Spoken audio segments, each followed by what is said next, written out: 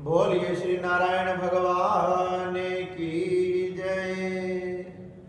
श्रावण मास की कामदा एकादशी की आप सभी को हार्दिक शुभकामनाएं।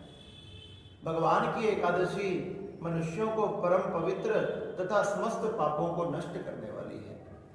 आज हम भगवान के श्रावण मास के कृष्ण पक्ष की कामदा एकादशी की चर्चा करने जा रहे हैं। और भगवान कहते हैं, भगवान के चरणों में ध्यान जब भी लगता है जब भगवान की कथा से पहले हम कुछ समय तक भगवान का कीर्तन आदि करें। इसलिए आप सब मिलकर मेरे साथ बोलेंगे, बोलो श्री कृष्ण गोविंद हरे मुरारी, हे नाथ नारायण वासुदेवा। श्री कृष्ण गोविंद हरे मुरारी, हे नाथ नारायण वासुदेवा। हे नाथ नारायण वासुदेवा, हे नाथ नारायण वासुदेवा। श्री कृष्ण गोविंद हरे मुरारी, हे नाथ नारायण वासुदेवा। बोलिए श्री नारायण भगवान की जय। बोलिए श्री एकादशी मैया की जय। एक समय राजा युधिष्ठिर जो पांडवों के राजा थे, इंद्रप्रस्थ के राजा थे। राजा युधिष्ठिर ने भगवान श्री कृष्ण के समीप जाकर कहने लगे कि हे भगवान कृष्ण, हे द्वारकाधीश, आपके चरणों में मेरा प्रणाम है। हे द्वारकाधीश, हे कृष्ण, आपने मुझे सभी मासों की बड़ी ही सुंदर सुंदर एकादशियों का वर्णन किया। और तो और आपने आषाढ़ मास के शुक्ल पक्ष की एकादशी के बारे में भी बताया कि किस प्रकार से देवशयनी एकादशी बनाई जाती है। अब कृपया करके मुझे श्रावण मास के कृष्ण पक्ष की एकादशी का क्या नाम है तथा इसकी क्या महिमा है, यह मैं जानना चाहता हूँ। भगवान श्री कृष्ण बड़े ही प्रसन्न हुए और कहने लगे, युधिष्ठिर, तुमने बड़ा सुंदर प्रश्न किया है। यह प्रश्न जगत का कल्याण करने वाला तथा समस्त पापों को भस्म करने वाला है। भगवान श्री कृष्ण कहने लगे, हे युधिष्ठिर, आपकी बुद्धि बड़ी धर्ममय है। आप हमेशा धर्म से जुड़े हुए ही प्रश्न करते हो, क्योंकि आप भी धर्म के ही साक्षात रूप हो। भगवान कृष्ण कहने लगे, हे युधिष्ठिर, श्रावण मास के कृष्ण पक्ष की एकादशी का नाम कामदा एकादशी है। इसे कामदा एकादशी तथा कामिका एकादशी भी कहते हैं। यह समस्त भक्तों की मनोकामनाओं को पूर्ण करने वाली है। इस दिन भगवान श्री नारायण का भगवान का पूजन करना चाहिए, जिनके हाथ में शंख चक्र गदा तथा पद्म तथा वरमाला पहने हुए हैं। ऐसे भगवान नारायण जो कि समस्त जगत का कल्याण करने वाले तथा सबका पालन करने वाले हैं, ऐसे नारायण भगवान का पूजन करना चाहिए। शुद्ध जल से स्नान करें, स्वच्छ वस्त्रों पहनकर भगवान के सामने जाकर इस एकादशी के व्रत का संकल्प करना चाहिए। भगवान को नाना प्रकार से स्नान करवाना चाहिए।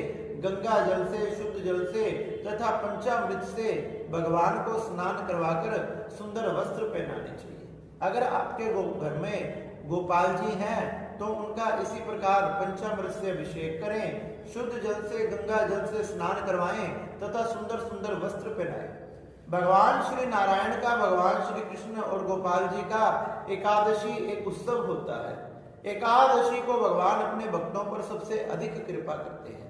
इस तरह ही भगवान को सुंदर सुंदर पोशाक पहनाए तथा भगवान के चंदन का तिलक लगाए, भगवान को सुंदर सी पुष्प माला पहनाए और भगवान को तुलसी पत्र चढ़ाए। बताया गया कि भगवान तुलसी दलों से बड़े प्रसन्न होते हैं। जो भगवान पर तुलसी चढ़ाता है उसके भगवान इस जन्म के पाप नष्ट कर देते हैं तथा इस दिन जो तुलसी माँ के दर्शन करता है उनको प्रणाम तथा नमस्कार करता है और उनके पास घी का दीपक जलाता है और तुलसी मंजरी लेकर भगवान के चरणों में समर्पित करता है उसके जन्म जन्मांतर के लाखों जन्मों के पाप नष्ट हो जाते हैं। बताया गया कि भगवान नारायण भगवान कृष्ण तुलसी मंजरी से तथा तुलसी दलों से बड़े प्रसन्न होते हैं। बताया गया कि आपके पास अगर 11, 21, 51, 101 इस प्रकार से अगर तुलसी दल की व्यवस्था हो तो इनकी सुंदर माला बनाकर भगवान को समर्पित करनी चाहिए, भगवान को पहनानी चाहिए तथा बाद में उसे प्रसाद रूप में पान करना चाहिए। बताया गया कि भगवान का पूजन करें। जो इस प्रकार से भगवान के सामने घी का तथा तेल का दीपक जलाता है भगवान उन पर अधिक कृपा करते हैं। उनको कभी स्वप्न में भी यमराज दिखाई नहीं देते, ना उन्होंने कभी भी नरक की यातना करनी पड़ती। यम आकर उन्हें कभी नहीं सताते। यम तो एकादशी करने वाले व्यक्तियों को देखकर दूर से ही भाग जाते हैं। इस प्रकार से भगवान कृष्ण कहने लगे, हे युधिष्ठिर, ये कामदा एकादशी हमारी सभी प्रकार की मनोकामनाओं को पूर्ण करने वाली है। जो पृथ्वी पर रहकर इस कामदा एकादशी का व्रत करता है उसे समस्त सामग्री के साथ ब्याई हुई गौ को दान करने का फल प्राप्त होता है। ये व्रत धारण करने से पाप ऐसे नष्ट हो जाते हैं जैसे कि मानो किसी रोई के ढेर में हम एक माचिस की तिल्ली दिखा दें और वो कुछ पल में ही जलकर राख हो जाती है। ये एकादशी बड़ी पवित्र है तथा पावन है। इसमें भगवान के सामने सुंदर घी का दीपक जलाएं, भगवान को नाना प्रकार के पुष्प तथा नाना प्रकार के फलों से भगवान का पूजन करना चाहिए। भगवान को केला, सेब, आम और जो भी ऋतु के अनुसार फल आए हुए हैं वह सब भगवान के चरणों में समर्पित करने चाहिए। भगवान को सुंदर इत्र लगाना चाहिए, इत्र से भगवान बड़े प्रसन्न होते हैं। बताया गया इस प्रकार गोपाल जी की पूजा करने वाले व्यक्ति के जन्म जन्मांतर के पाप नष्ट हो जाते हैं। बताया गया कि जो इस कामदा एकादशी का व्रत करता है उसे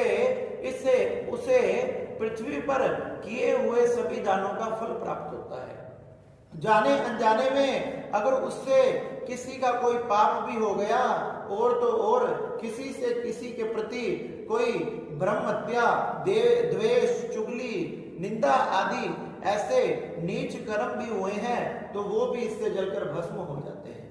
कहने लगे कि प्राचीन समय में एक ठाकुर था तथा एक ब्राह्मण, उनका आपस में किसी बात पर विवाद हो गया। आपस में विवाद हो गया तो वो विवाद बढ़ता रहा। बढ़ते बढ़ते उस ठाकुर को ना जाने कहां से बहुत अधिक क्रोध आ गया। बहुत अधिक होने के कारण उसकी बुद्धि ठिकाने पर ना रही। वह अपने आप पर नियंत्रण ना कर सका। अपने आप पर नियंत्रण ना करने के कारण जाने अनजाने में क्रोध में आकर उसके द्वारा उस ब्राह्मण की हत्या हो गई। ब्रह्म हत्या जैसा पाप उसके पीछे पड़ गया और ब्रह्म हत्याएं उसे सताने लगी। अब तो भैया ना उसके घर में अन्न की व्यवस्था रही, ना धन की व्यवस्था रही और तो और रात में नींद भी नहीं आती। जैसे ही नींद आती है स्वप्न में ब्रह्म हत्याएं आकर उसे सताती है कि हम तुझे अभी खा जाएंगी, तूने इतना बड़ा पाप किया। वह एक मुनि के शरण में गया। उनके गांव में एक महात्मा आए हुए थे। महात्मा की शरण में जाकर कहने लगे कि हे महात्मा, जाने अनजाने में मुझसे अपराध हो गया और इस अपराध का किस प्रकार से मैं प्रायश्चित कर सकता हूं, कृपया कर कर मुझे बताएं। जब मुनि कहने लगे कि हे ठाकुर, जाने अनजाने में तुझसे जो पाप हुआ है वो बहुत बड़ा पाप है जिसको काटना असंभव है।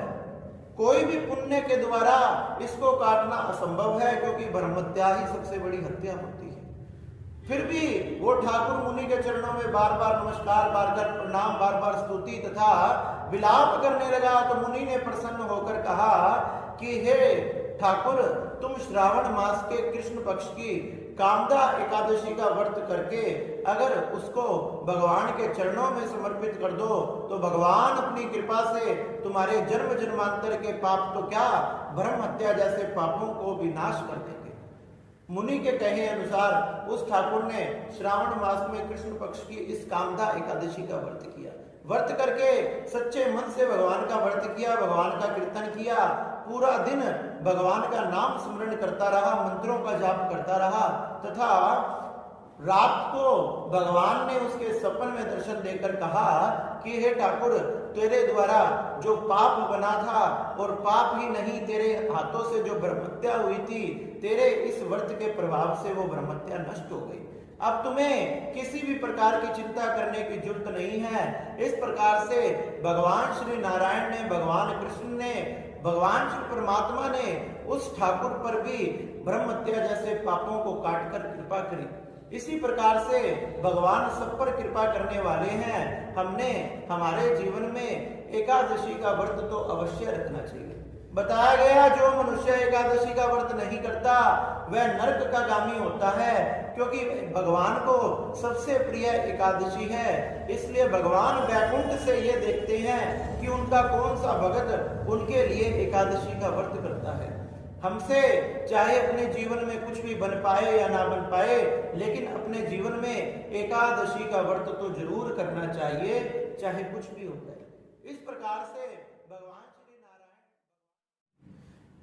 इस प्रकार से भगवान श्री कृष्ण ने युधिष्ठिर से कहा कि ये कामदा एकादशी का व्रत मुझे प्रिय है। भक्त इस दिन जो मुझे पुष्प तथा तुलसी दल आदि समर्पित करता है, इतना प्रसन्न मैं सोना चांदी रत्न मूंगा हीरा जवाहरात से भी नहीं होता।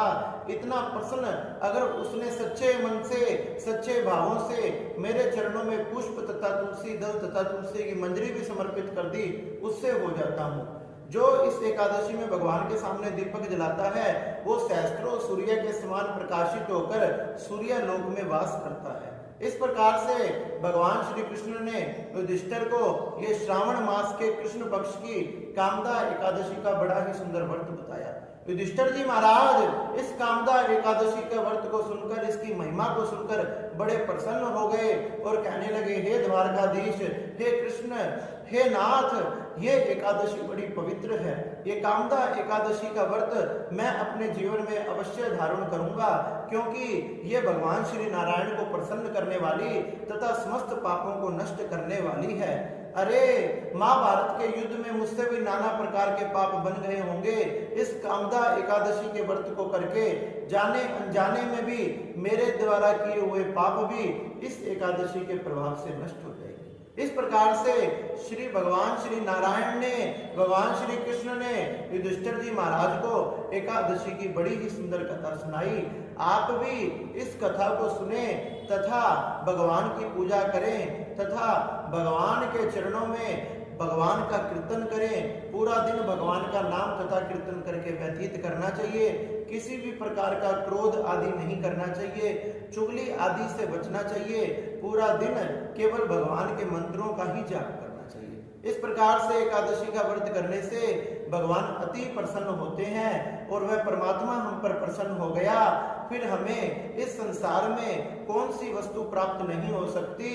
वस्तु ही छोड़ो, वह स्वयं परमात्मा हमारे लिए इस संसार में उतर कर आ जाता है। इस प्रकार से कामदा एकादशी की कथा बड़ी ही पवित्र, आप भी इसका व्रत जरूर धारण करें। बोलिए श्री नारायण भगवान की जय। बोलिए श्री मेरे बांके बिहारी लाल की जय। बोलिए वृंदावन धाम की जय। जय जय श्री राम।